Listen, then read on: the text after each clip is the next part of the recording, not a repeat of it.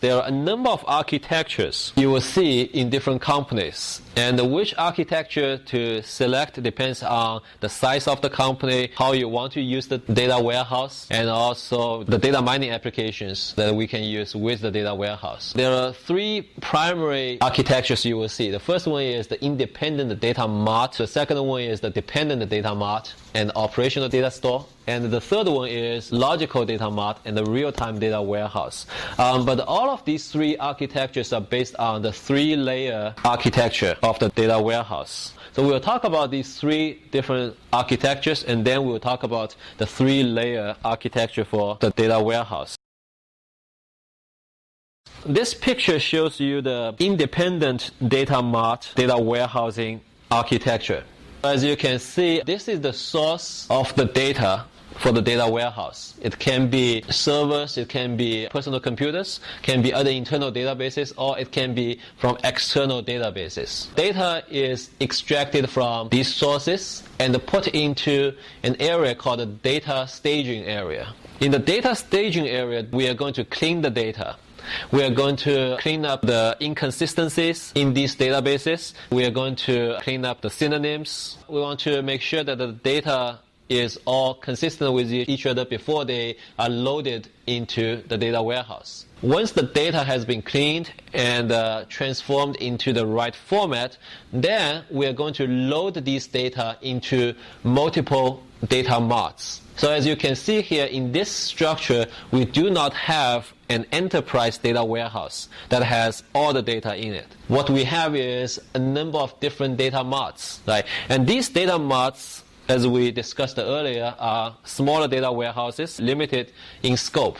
One data mart may be designed for the marketing department. Another data mart may be designed for customer service. Another data mart may be designed for accounting or financial services. So they are designed for different business functional areas to solve business problems. These data marts may also be developed using different technologies. You may use a different database management system for different data marts. Right? For one data mart, you may use Oracle. Another data mart, you may use SQL Server or something else. The end users are going to use a number of ad hoc query tools or report writers or OLAP tools to interact with these data marts. And in most cases, these data marts are designed in a flexible way so that they can be used with multiple user tools. So that's what's called independent data mart data warehouse architecture. The advantage of this architecture is that it allows the company to do what's called a phased development. The company can develop one data mart first, for example, for the accounting department, and then they learned from this experience, they gain some experience in designing data warehouses and data mart, and then they can move on to the next data mart and then to the next data mart. It allows companies to do this phased development, so the risk is lower than if you try to create a huge enterprise data warehouse on your first try. Another advantage of this is it's politically easier to design these data marts because you're not going to run into issues such as the data ownership issues, data ownership conflicts, right? Most of the functional areas, they will believe that these data belong to these functional areas, right? However, in today's organization, data really belongs to the whole organization. But when you try to create an enterprise data warehouse that no functional area has the ownership of, then you run into these organizational conflicts about data ownership, right? But when you design these data marts for different functional areas, then you run into less of data ownership conflict. Also, this infrastructure allows you to use different technologies for different data marts. So you can optimize your selection of technologies, DBMS, the hardware and the software for different data marts. But the problem with this architecture is that, well, if you create all these different data marts using different technologies, in the future it may be hard to integrate these data marts into one enterprise data warehouse. This architecture gives you less flexibility in terms of decision making because you can only make the decisions within your data mart. Right? If you want to make a decision that's cross-functional, then it becomes much harder because you have to somehow find a way to integrate the data from multiple data marts. Another problem with this architecture is that there is very little drill down capabilities for you.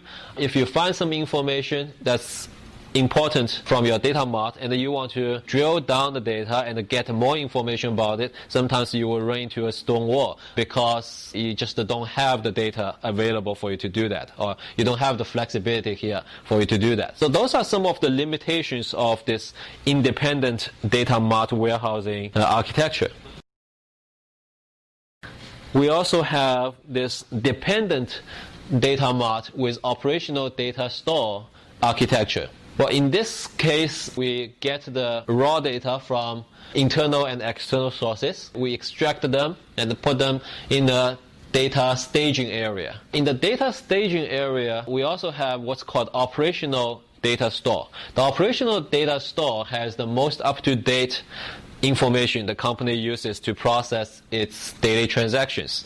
And this information is also accessible by the end users to make some of the decisions that will require the most up-to-date transactional information. And then also the data is cleaned, reconciled, and transformed, standardized. It was loaded into an enterprise data warehouse, which means all these data are put into one big repository called enterprise data warehouse. Within the enterprise data warehouse, you have data from all different functional areas of the organization. So all the data for the organization is in this enterprise data warehouse. And this enterprise data warehouse represents the single version of the truth for the organization. It has the consistent and accurate data for the organization. And then you will get the relevant data from the enterprise data warehouse and load them in multiple data marts. Basically, you have two copies of the data warehouse data, right? You have the enterprise data warehouse, and then the data is also loaded into separate data marts for different functional areas. Well, the users will be able to use these end user tools to process the data from the data mart or from the enterprise data warehouse. So this setup gives the company a lot more flexibility. If they find some information that's useful from the data mart, they can drill down and maybe even go to the enterprise data warehouse to get more information about the data they are interested in. Because all these data marts were derived from the enterprise data warehouse, the data in these data marts are consistent with each other. So it's easier to integrate these data marts together to make decisions. Usually in the industry, the dependent data mart architecture is considered superior over the independent data mart architecture, but also it depends on what kind of budget you have, what kind of technology sophistication you have in your organization. If you look at the picture for dependent data mart, obviously you need to have a lot more technology investment in order to make this happen. The third data warehousing architecture is called a logical data mart and a real-time data warehouse architecture. If you look at this picture, again, we will get the data from internal and external sources, and then the data is put into the data staging area to be cleaned, to be reconciled, standardized, and transformed in the right format. And then it's loaded into this real-time data warehouse with logical data marts. Well, logical data marts are basically referring to relational views of the data warehouse. They are not separate databases. They are logical relational views of the data warehouse. The information in the data warehouse is real time, which means it contains not only the historical data, it also loads the most up-to-date data into the data warehouse for decision making. And the end users will use a number of end user tools to access the data. So this architecture is often recommended for relatively small data warehouses and for companies that have powerful hardware and software to process real-time information. Because in order to get the real-time data into the data warehouse and process them in real time, that requires a lot of computing capabilities. So that's usually useful if you try to incorporate some of this data warehousing information into your daily operations.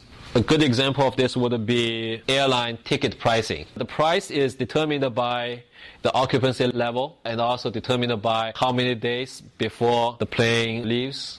So all this information are real-time information that's fed into the data warehouse, and then decisions are made on a real-time basis.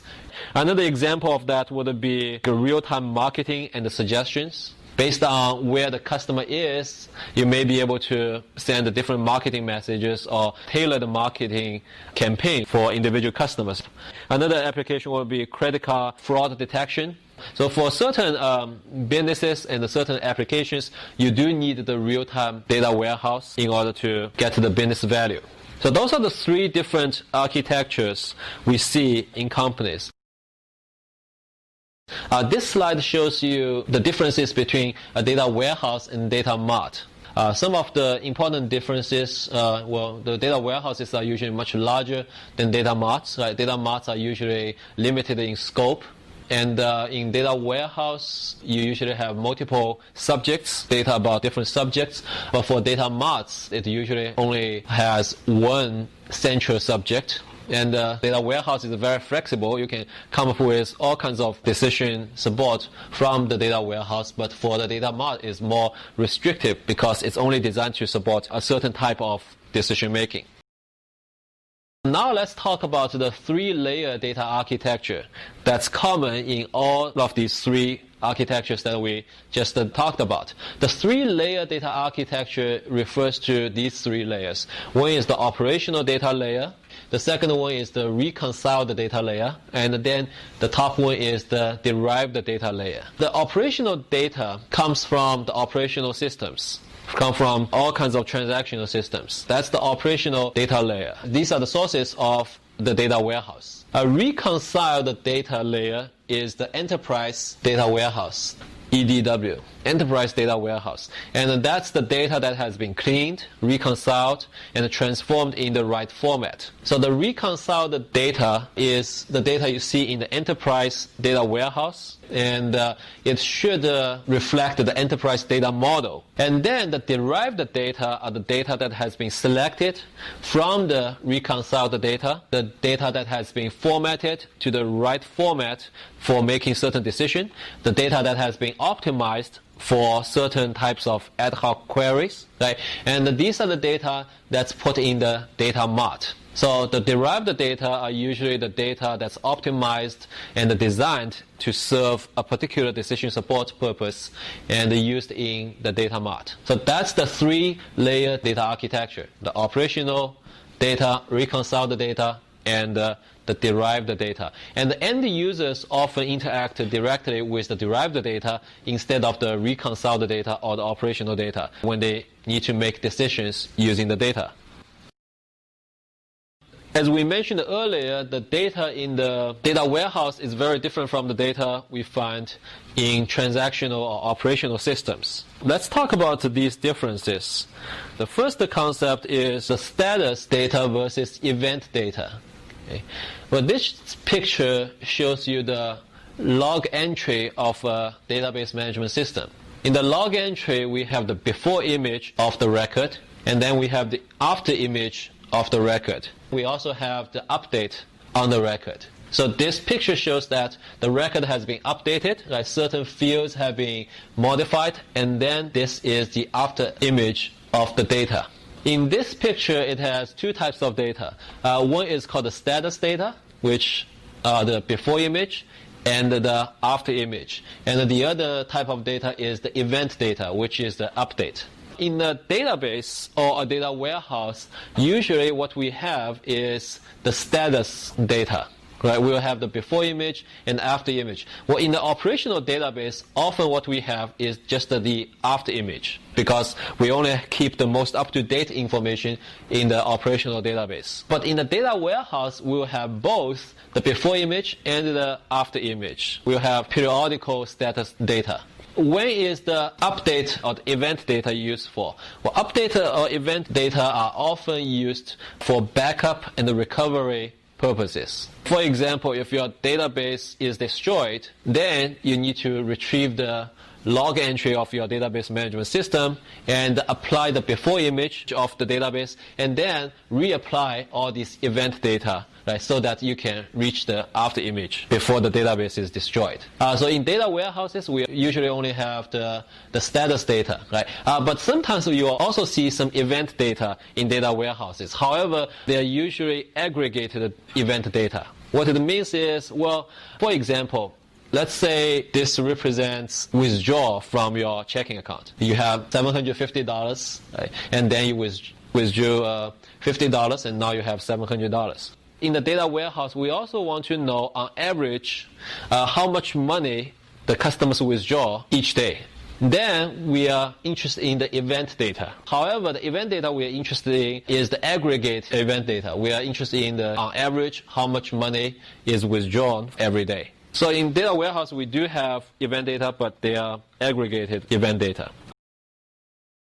And the other concept is the difference between the transient data and the periodic data. In this picture here, we have a table with a primary key and the two fields, A and B. We made some changes to this table. Now we have changed the field A for record 002 from C to R. We changed the record A for field 004 from E to Y.